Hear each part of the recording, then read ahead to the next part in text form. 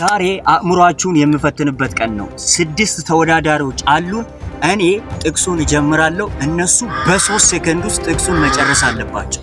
ጥቅሱን የረሳ ወይም የዘገየ ከውድድሩ ይሰናበታል። መጨረሻ ላይ የሚቀረው ሰው ግን የ100 ብር አሸናፊ ይሆናል። ዝግጁ ናችሁ? አዎ። እግዚአብሔር እረኛዬ ነው። በመከራ ቀን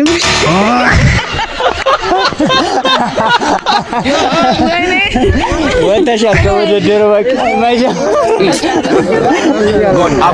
እሺ። በመጀመሪያው ቃል ነበር፣ ቃልም በእግዚአብሔር ዘንድ ነበር፣ ቃልም እግዚአብሔር ነበር። እሺ። ኃይልም በሚሰጠኝ በክርስቶስ ሁሉን እችላለሁ። ሁን እናንተ የጥበብ መጀመሪያ እግዚአብሔርን መፍራት ነው። ሁሉን ታደርግ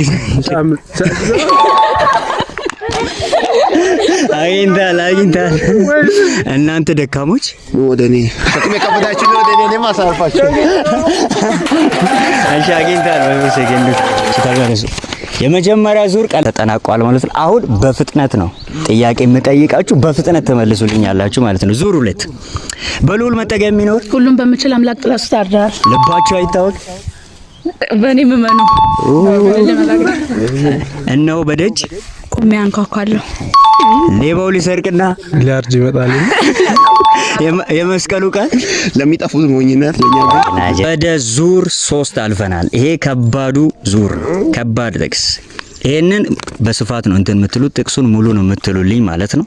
እኔ መጀመሪያውን እልላችኋለሁ፣ እናንተ ሙሉን ትላላችሁ። በክርስቶስ በሰማያዊ ስፍራ በመንፈሳዊ በረከት ተባረከ፣ ክርስቶስ አባት ይባረክ። እሺ፣ ለተቀበሉት ሁሉ ግን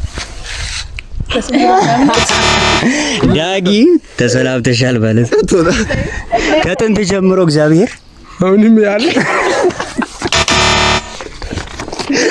እነሆ ያለምን ኃጢአት የሚያስወግድ እሱ ክርስቶስ ነው። እግዚአብሔር ተበልተሃል።